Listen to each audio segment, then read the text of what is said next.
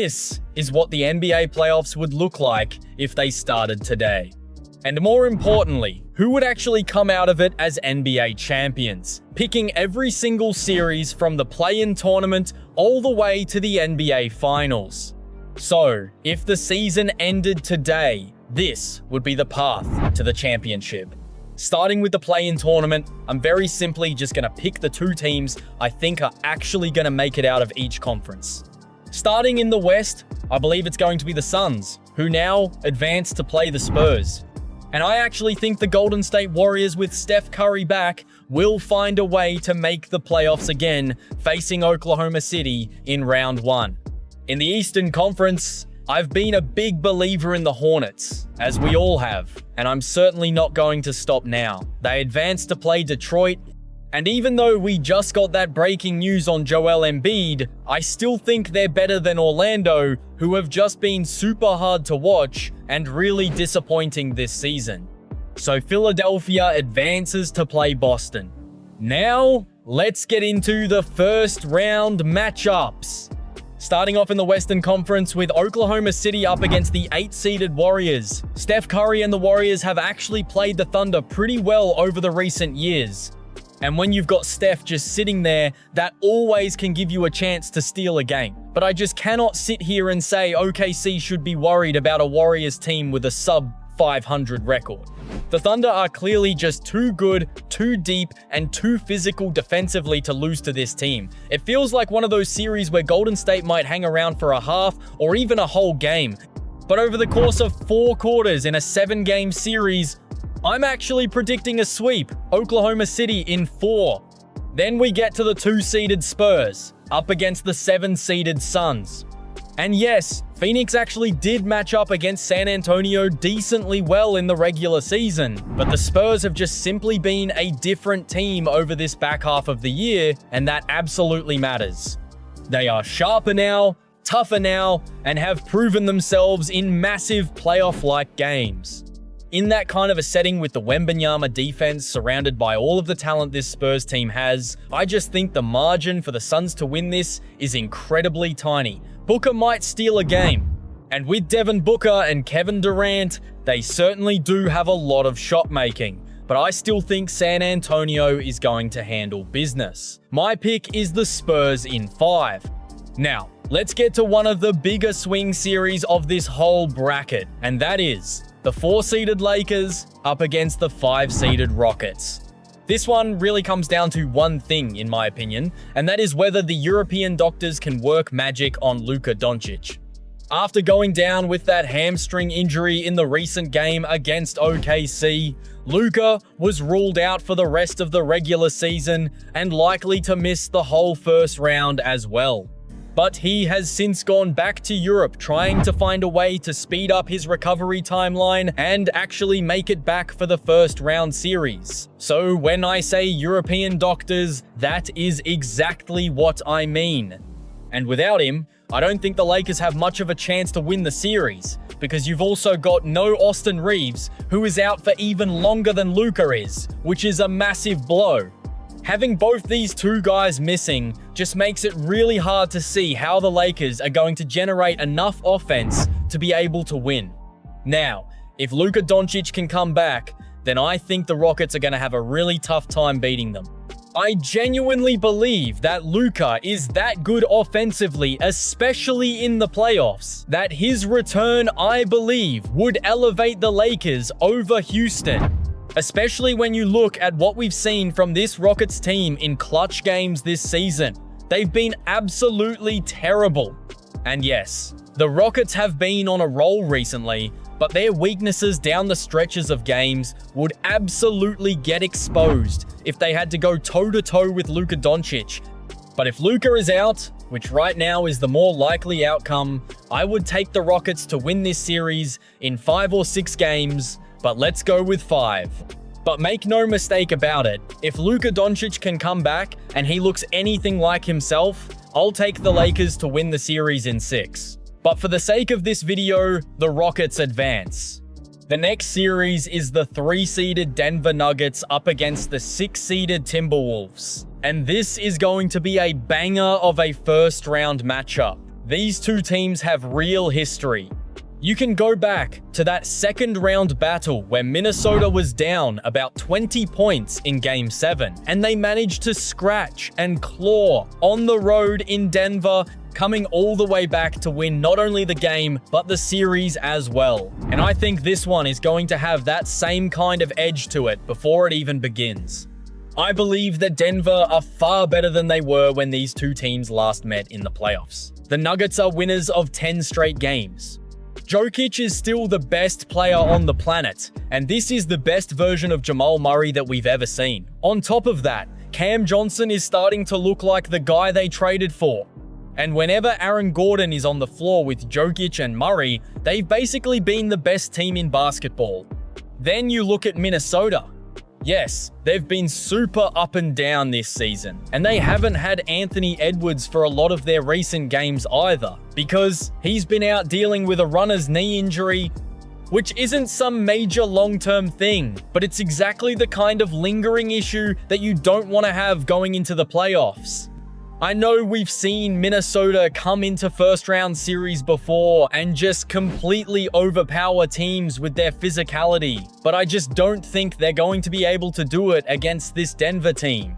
This is a matchup that Nuggets fans would definitely be nervous about, but with how good the Nuggets have appeared to be recently, I think they're just going to be too good this time around. I'm taking the Denver Nuggets to win in 6. Now, let's move on to the Eastern Conference. The first matchup is the 1-seeded Pistons up against the 8-seeded Hornets. This one is pretty straightforward to me because Cade Cunningham just made his return, and that matters way more than how he actually played in the game. The fact that he came back before the playoffs and was able to play real minutes tells you that Detroit is going to be healthy for this series.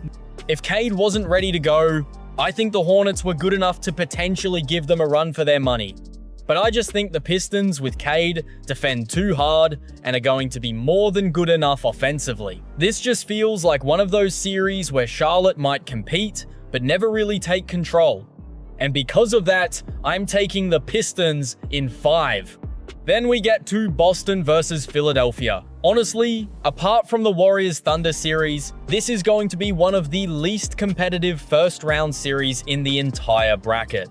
And I thought that before Embiid got hurt, but now that he is questionable to play in round 1, it just gets even worse. These two teams have matched up so many times in the playoffs, and it's basically gone the same way every time. Boston just beats them. Right now, I don't think Philadelphia is anywhere near the level that this Celtics team has been playing at. My pick is the Celtics in 4. Now we get to Cleveland versus Atlanta. We literally just saw this matchup. The one thing that was painfully obvious in this game was how Atlanta does not have the size needed to contend with the Cavaliers. You've got Jarrett Allen and Evan Mobley in that Cavaliers front court, and they were just way too big. Atlanta was outmatched badly on the glass, and it was Evan Mobley in particular who completely controlled the paint. Once Garland and Mitchell finally woke up, the game tilted hard in that third quarter. Atlanta is feisty enough that I can absolutely see them making this series annoying, but there's just a serious structural flaw here that I do not think they can overcome over the course of this series. Because of that, my pick would be the Cavaliers to win in 6. Now, let's move on to the 3-6 matchup between the Knicks and the Raptors. This is going to be a scrap. Toronto is really physical defensively, and the Knicks can absolutely be that as well when they're dragged into that kind of a game. I expect this to be a hard-fought battle with tons of ugly possessions and a lot of games that feel closer than the final series result might suggest. But where I think this series is ultimately going to be won comes down to the Jalen Brunson effect. He has already shown us over multiple runs now that he's just that dude in the playoffs. I really think he's going to be the late game difference in this series. Honestly, I think this is going to be very similar to that Pistons series a year ago, where the games were super close, physical, and hard fought, but the offensive answers late are still in the New York Knicks' corner. I think we're going to see a very similar series play out, and I think the New York Knicks should win in 6 again. Now, let's get on to the second round. The first matchup is Houston up against Oklahoma City. A lot of people had this penciled in as the Western Conference Finals before the year started, but now we're getting it in round 2. Honestly, I don't think it's going to be all that competitive. Houston has defenders. On paper, Amen Thompson, Tari Eason, and all the other bodies they have give them a chance to at least bother SGA. But what they certainly don't have is offense. If you're going to scratch and claw and keep it close, you're going to need to perform well in the clutch to win this series. From what we've seen between Kevin Durant and Alperen Şengün just not being able to figure out any kind of clutch time synergy over the course of the season, I really don't like their chances to outduel SGA and the Thunder. I do think this series is going to have a couple close games and it'll be a great watch, but the class of SGA is just going to be too much. For that reason, give me the Thunder in 6. Now, we get onto the series that we absolutely need to see, and that is San Antonio versus Denver. Please, NBA, you need to give us this one. It's been so long since we've seen 2 all-time great big men really duke it out in a playoff matchup. Jokic versus Wembanyama, the student versus the master in a 7-game series. This would be off the chart. We just saw this recently, and it provided one of the games of the season. But yet again, Nikola Jokic just had too many answers. He's really had the wood over Wemby so far. That is what makes this so fascinating. Jokic has actually been averaging nearly 40 points a game so far against Wembanyama in his career. That is absolutely ridiculous. But at the same time, the Spurs are good enough to make this a real battle. They've got the defense, the length, and the kind of overall physicality to make life really hard on just about anybody. That is why this matchup would be such a banger. But I still think Denver is the team that should come out on top. Mainly because I just don't think San Antonio has a great answer for Jokic in a 7-game series.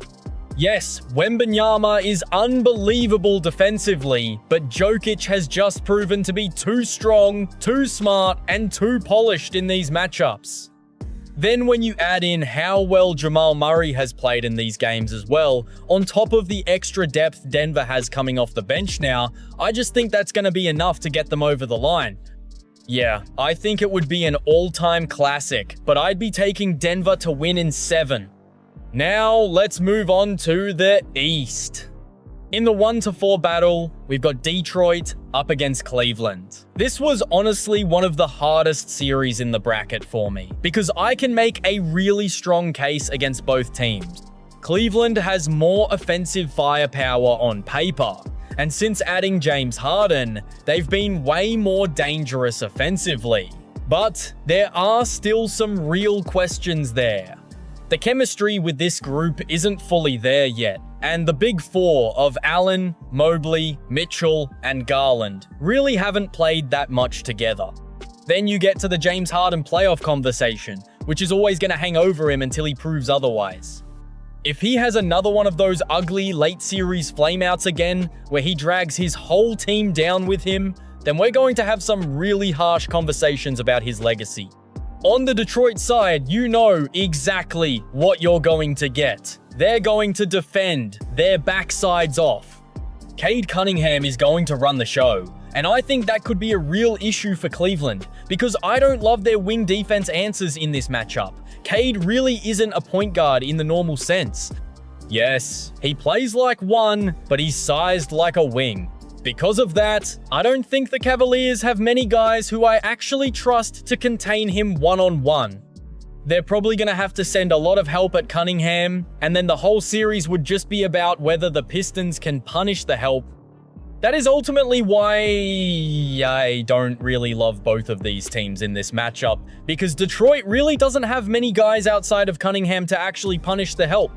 But ultimately, I think Cleveland's weaknesses are going to get exposed just a little bit more here. Because of that, I'm taking Detroit in 6. Then we get into Celtics versus Knicks. Basically the exact same matchup as a year ago, but this time around, I think Boston is going to show you exactly what should have happened the first time around. Yes, these two teams just played as well, but there was no Jaylen Brown for Boston, which I think they really missed in that game, and Derek White could not buy a bucket. Circumstances that I don't think are going to repeat themselves 4 times out of a 7-game series. When we look back to that second round matchup a year ago, you instantly remember those first 2 games with the massive game-winning defensive plays by Mikal Bridges. Fair enough, those were massive moments. But Boston also went ice cold from 3 at the worst possible times in those games. That really was the biggest reason the series swung the way it did. That is why I do not fully buy that result as the true version of who's actually better between these two teams. Now, when you look at Boston, I think they're just in a much better spot to make that right. Jaylen Brown has genuinely gone up a level. Tatum is looking closer and closer to himself by the game. I just do not think New York can live with the way Boston is going to hunt Brunson and Towns in action over and over again. That is going to be a real problem in the matchup for me. There's just a certain ceiling the Knicks can get to defensively with those two guys on the floor. Boston is one of the worst teams you could possibly have that weakness against, because they are really not shy about just switching to get the right matchup and then just going to it time and time again. In a rematch, I would take the Celtics to win in 6. Now we arrive at the conference finals. Starting out in the West, we've got Oklahoma City up against the Denver Nuggets. This is the series. Jokic up against SGA, the 2 best players in the NBA going head-to-head. Even though OKC won all 3 of the regular season matchups, I still believe that Denver has the best chance to knock them off. I believe that because they nearly did it a year ago when this team was way thinner and they simply had no trustworthy options coming off the bench. Now they do. That is the big difference for me, because around Nikola Jokic, that extra flexibility is going to matter a lot in a matchup that's going to be this close. I asked you guys a couple of days ago who was the biggest threat to OKC, and 44% of you said San Antonio. Genuinely, I think you guys are wrong. I honestly think Denver is the team to do it. They're the team that's won a championship before. We've seen this group rise to an unbelievable level in the playoffs before. Just this time a year ago, the Nuggets were in complete chaos, firing their head coach and general manager on the same day. And yet, they still pushed the Thunder to 7. This time around, they're on a 1-0 game-winning streak, rolling into the playoffs. They haven't looked this good in years. I believe that this is a scary time for the West. Now, let's look at the Thunder side of things. They have the best defense in the NBA. SGA is going to do what he does. In a close game, it just feels like you're not going to lose. It feels like you have to do a bit of your dirty work early, building a lead against this team. That's incredibly hard to do, because getting consistent buckets against this defense is super difficult. But this is where I like Denver. I believe they're one of the only teams in the NBA that can actually generate consistently good looks against this Thunder defense. We've seen it even in the losses this season. Denver's offense looked more than good enough in the matchups, but defensively was the reason they lost these games. Aaron Gordon being back and ready to go is massive. In that final game they played against OKC, where SGA had to hit 2 incredibly difficult step-back threes to put them away, Denver was right there.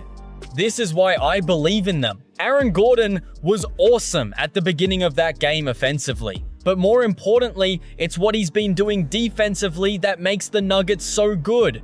As of late, they've been locking in a little more defensively, and it's completely turned the team around. If Christian Braun in particular can do a decent job on SGA, while also hitting his open shots offensively, then I think Denver can do it. Even if Christian isn't good enough in the series, that is the whole point with this version of Denver. They just have other options now. You've got Bruce Brown off the bench, who's another quality option. and they could also throw Aaron Gordon onto Shai for stretches if they have to. On top of that, you've got the microwave scoring of Tim Hardaway Jr., who has a great case to win the 6th Man of the Year this season. Overall, I can't get that second round series from last year out of my head, because I just think Denver has so many more answers this time around. That is where my opinion really gets formalized. Yes, this is just my opinion. To make this video a little bit more exciting, I'm actually going to take the Denver Nuggets to beat OKC in 7. Now, let's go over to the Eastern Conference Finals, where we get Pistons versus Celtics. This one is going to be a bloodbath. Detroit wants to drag Boston into the mud, but that's a place where Boston can still win the series. They have tough, physical defenders like Derek White, Jaylen Brown, and Neemias Queta who can really hold up and actually punch back in that kind of a scenario. In the head-to-head matchups this season, Detroit won 3 out of the 4, but the Celtics were really close in all of those games. And they were without Jason Tatum in all 4 of those games. This is where it tilts, because JT is back. He's looking great. Most importantly, Boston have been really good in his minutes. This is where things become just too much for Detroit. Cade Cunningham is a jet, and he's absolutely going to have big-time games. But the offensive firepower apart from Cade, I just don't think is there. That is why, as good as they are defensively, and as hard as they're going to make it on Boston, I just don't think they're going to have enough answers on the other side of the floor to be able to beat this Celtics team 4 times out of 7. Detroit's time is coming fast. To make a run all the way to the conference finals, considering where they were at the beginning of last season, that is a massive win. But I still think it's too soon. I'm taking the Boston Celtics to win in 6. And now we get to the NBA Finals. A matchup that people probably aren't picking right now, but I genuinely think is on the table. It's the Denver Nuggets up against the Boston Celtics. If we do get it, it's going to be a really entertaining series between 2 teams who have been there and done it before. You've got championship experience on both sides, legitimate star power on both sides, and 2 teams that, in my opinion, are built in very different ways, but still make a lot of sense as the last 2 standing. Even if this finals matchup feels a little bit unlikely to you right now, I still think it would actually make for an incredible finals. The first question to me is what Denver would do to slow down Boston. The Celtics have been one of the best offensive teams in the league, and the obvious threats are Tatum and Brown, 2 big wings and 2 of the best scoring wings in the NBA. Honestly, I think Denver is actually pretty well equipped to deal with that. You've got Aaron Gordon, who's probably the best wing defender in the NBA, and they can just put him onto whoever they think is the bigger threat. Behind him, you've got Christian Braun, Peyton Watson, Cam Johnson, who I think is a better defender than people give him credit for, and Bruce Brown to come off the bench. I actually think Denver has a plethora of guys who can at least give them solid minutes against Boston's wings. Then you flip it around and ask the exact same question. What will Boston do to slow down Denver? Honestly, I don't even think Oklahoma City is in a position to fully slow down Denver's offense. So what chance do the Celtics really have? That is the big swing for me. I think the biggest weakness of this Boston team is probably still the big man depth. Yes, they brought in Nikola Vucevic at the trade deadline to address that exact issue, but they certainly did not bring him in for his defense. Do you really trust him to go one-on-one down low with Jokic over a finals series? I certainly do not.